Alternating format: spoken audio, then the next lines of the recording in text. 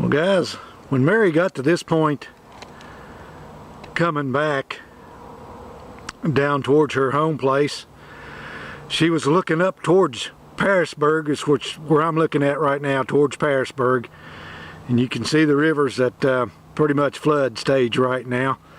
But this is one of the views she would have had. She was probably down closer to the river right here, because right here the land doesn't lay very rugged, and the terrain's not that bad. The old Dutch woman would have been on the right side of the river. Mary is on the left side of this river right here.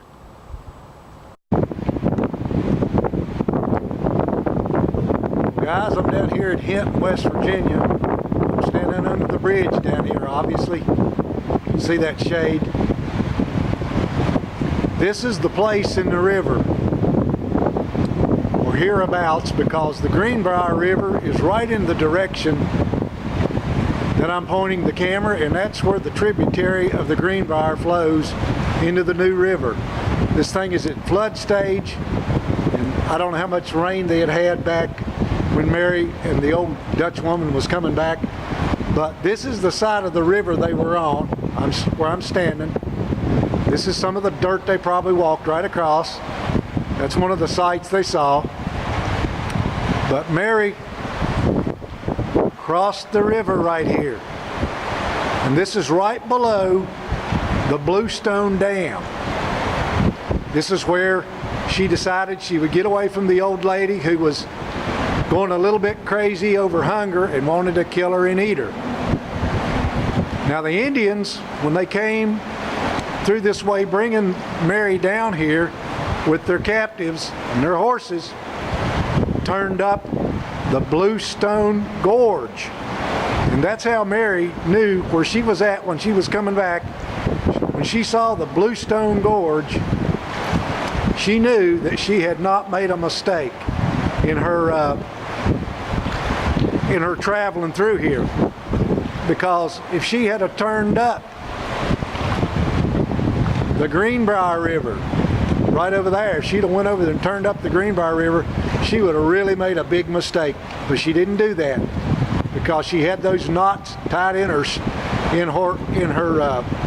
little string. She knew just about how many days it took to get from up at Point Pleasant, West Virginia, back to this point.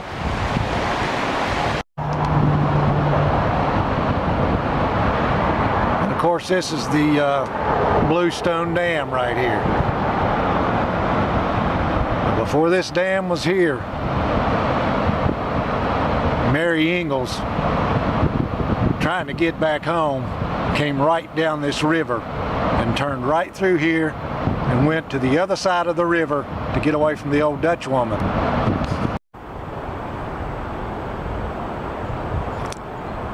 Folks, this is just a shot looking south on the New River. This is what the water, or the dam, has got dammed up. Now we're going to go up there and turn up the Bluestone Gorge, where the Indians cut to the left and took a shortcut around about 53 miles of canyon land that they knew the horses would not be able to get through.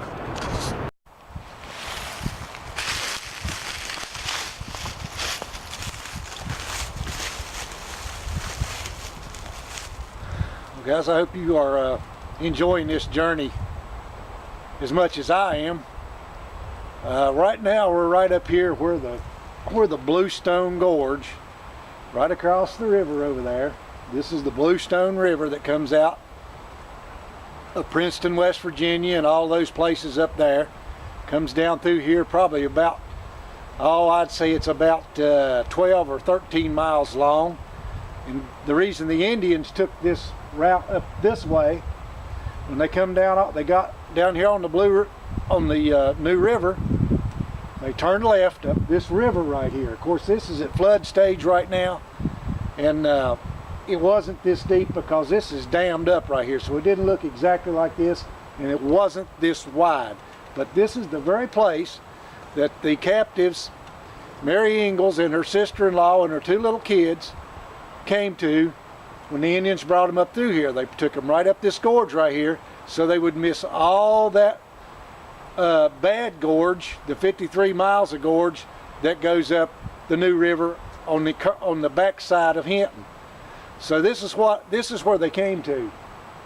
Somewhere before they got to this place, 3 days out. Mary is 9 months pregnant. And 3 days after they were out, the third night out, Mary had to lay down in the woods under the virgin timber on a hot July night with the bugs flying everywhere, the sweat crawling all over, lay down there with her enemies and have a child. And that's exactly what happened somewhere along this river. And that amazes me for somebody to have that much courage, to be able to endure, plumb to the end, learn what to do, what not to do with her captors, impress them, because they were impressed with her because she did not cry out, they said, when she had that baby in the night. Getting up the next morning, getting on the back of a horse again, and riding right on up, right through here where we're looking right now. And I've just finally found a place where we could get off to where there was not a lot of people and not a lot of road traffic. So this is one of the places that Mary saw. On the way back, she did not see this end of it. She saw it on the other end and recognized the stones and rocks of this river right here and knew she was almost 3 days or 4 days before she was home. And that's just an amazing story of courage.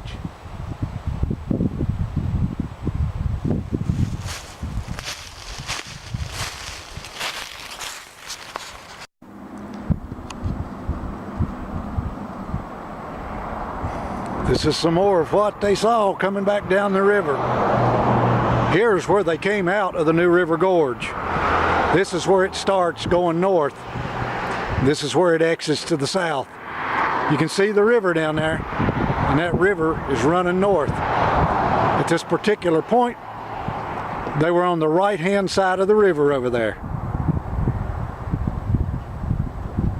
It's an amazing view. I'm probably about 900 feet up. Now guys, to give you an illustration of what the terrain looks like in this part of the New River Gorge, you hear that roaring sound? That roaring sound is the upper Sandstone Falls. Imagine waking up or coming around the curve and seeing that right there in your path and trying to figure out how to cross it. Now, the reason I'm doing this like this is I want you guys to see just exactly what kind of terrain that these two women had to put up with when they came through the gorge. So I'm going to take us on a little hike all the way down to the river. You can drive right up below the falls over there and take a look, but that's not how they got there. They walked to get past these falls, and I'm going to show you what they look like close up here just in a second after we go down this ridge right here just a little ways. So we're going to go down. Guys, this is extremely straight up and down.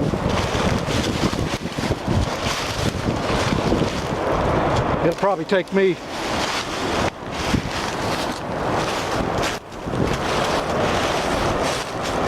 an hour to walk back up out of here. But that's what the terrain looks like.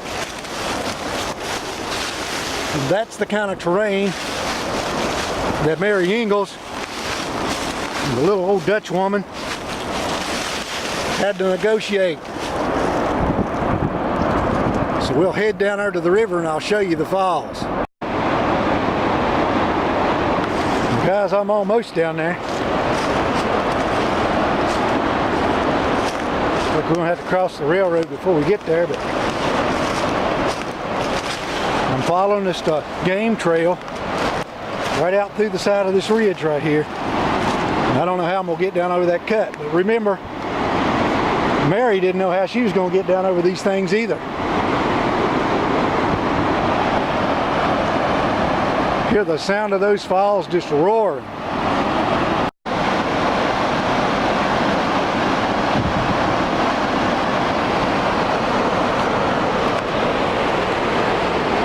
think, guys? It's exactly what Mary and the old woman saw. I don't know how high this river was when they came back down through here in November. It's winter time. I'd say the water was up, but this is an awesome sight. And I'm still about 75 feet above the road bed down there. And there's a straight off cliff straight down in front of me. You see the railroad down there? Really not a safe way down. There's what they saw in the new River Gorge coming and going.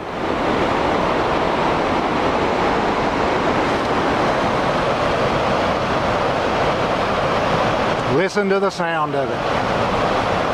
I can see the little rainbow over there in the midst of the waterfall. Now when you are kayaking or rafting down through here, these falls are some dangerous places and you have to be real careful. But take a look over on the other side of this river.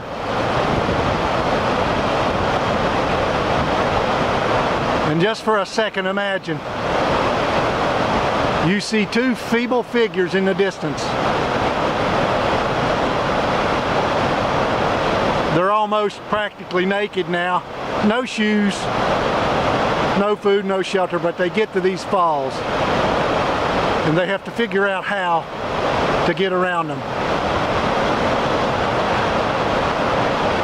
But that, folks,